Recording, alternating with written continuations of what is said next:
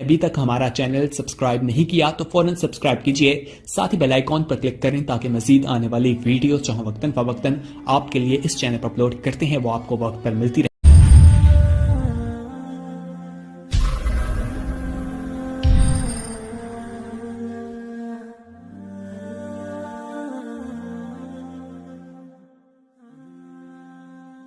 बुजुर्गान मोहतरम, रमज़ान मुबारक का अजीम और मुक़द्दस महीना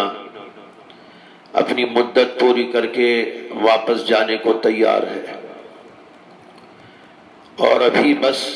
चंद दिनों का मेहमान है। हमें यह सोचना है और गौर करना है कि हमने रमज़ान से क्या सीखा है। उलमा कहते हैं कि रमज़ान मुबारक हमारे लिए एक ट्रेनिंग कोर्स की तरह है और इसमें हमको इस बात की ट्रेनिंग दी जाती है रोज़ों के ज़रिए और दीगर इबादात और दीगर वज़ाइफ रमज़ान के ज़रिए कि हम ज़िंदगी कैसे गुजारें। हजरात, इसकी तफसील ये है कि इंसान में बुराई अगरचे कई रास्तों से आती है, मगर दो रास्ते बड़े रास्ते हैं और बड़े खतरनाक भी हैं। एक रास्ता शहवत और ख्वाहिशात का रास्ता है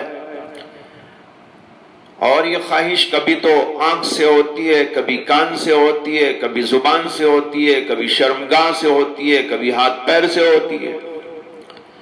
और ये सब के सब बड़े खतरनाक हैं।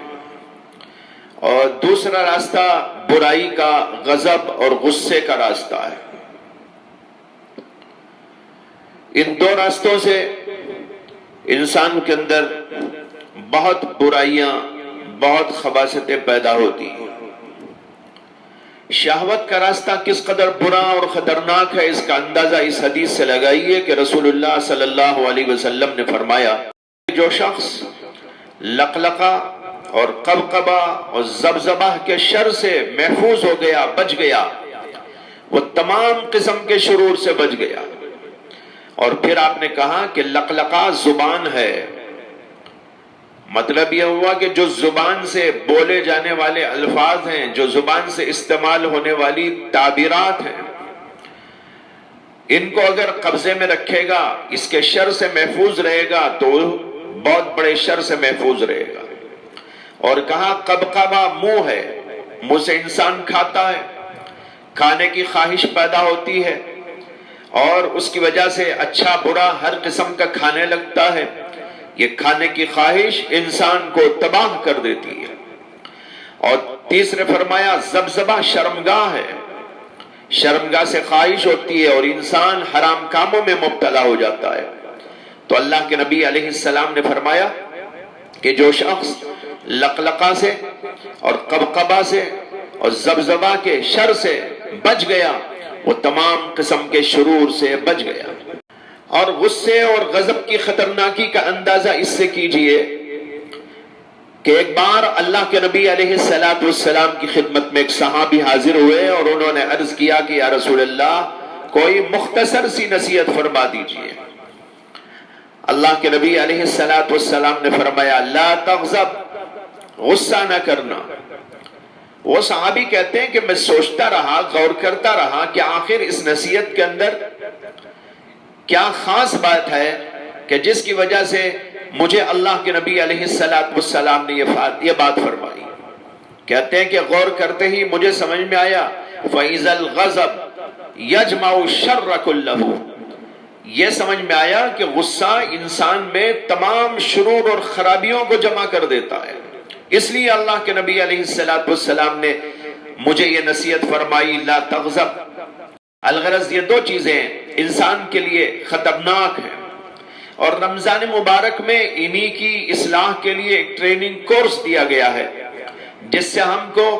अपनी शहवानी ख्वाहिशात से बचाया जाता है और इससे बचने की मश्क कराई जाती है और इसी तरह गुस्से को काबू में रखने की मश्क कराई जाती है, तालीम दी जाती है। मालूम हुआ कि रमजान के भेजे जाने का मकसद यह है कि हम अल्लाह की नाफरमानियों और गुनाहों से बाज रहें और बचने का गुर सीख लें और अपने नफसानी तकाजों को दबाएं اور شہوانی لذتوں کو چھوڑ دیں اور اس کے لیے خوب مشق کریں یہاں تک کہ ہم گناہوں سے اس طرح دور رہیں جیسے کہ ہم رمضان مبارک کے اندر روزے کی حالت میں کھانے پینے سے دور رہتے ہیں، یہاں تک کہ اس کا تقاضا بھی ہوتا ہے تو ہم اس کی طرف توجہ نہیں کرتے۔ اسی طرح اس مہینے میں گناہوں سے دور رکھنے کا سبق سیکھ لیں، اور اس کے بعد جب رمضان مبارک گزر جائے تو ہماری زندگیوں میں ایک انقلاب معلوم ہو، اور ہم رمضان سے پہلے جیسے تھے رمضان کے بعد اس میں ایک بڑی تبدیلی محسوس کریں، ہم میں روزوں کا اہتمام، نمازوں کا اہتمام پیدا ہو جائے،